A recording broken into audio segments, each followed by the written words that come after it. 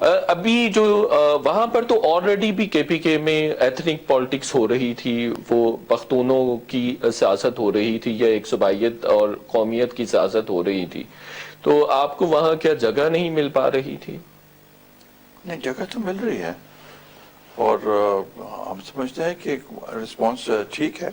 باقی اگر آپ دیکھیں تو بلوچستان میں بھی مختلف قوم پرست سیاسی جماعتیں ہیں اور وہ ہمیں اسپیس مل رہا ہے، اور انشاءاللہ تعالی یہ الیکشنز تو ہم اس کو صحیح معنوں میں الیکشن نہیں سمجھتے ہیں، کیونکہ جس طریقے سے اس میں یہ دھاندلی کی گئی اور جو صورتحال بنی، وہ بلکہ الیکشن سے پہلے یہ صورتحال بنائی گئی تھی، تو وہ نہیں سمجھتے. لیکن سر آپ تیسرے نمبر پر آئے ہیں، اگر دھاندلی ہوتی بھی تو آپ دوسرے نمبر پر آتے 410 والی سیٹ پر.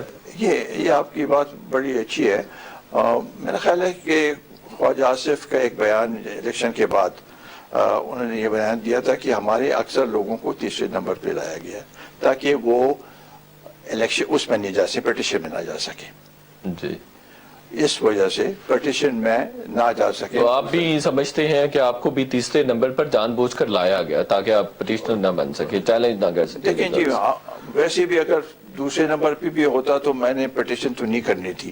ہم نے تو اوور آل جیسے یہ کہتے ہیں کہ جی آپ فورمز پہ جائیں، تو فورمز پہ تو عمران خان اگر ایک فورم پہ گیا، کیا وہ کہہ رہا تھا کہ 4 سیٹوں کی بات کر رہا تھا. جی، ہم تو پوری ملک کی بات کر رہے ہیں، تو اس کے لیے کون سا فورم ہے؟ بالکل.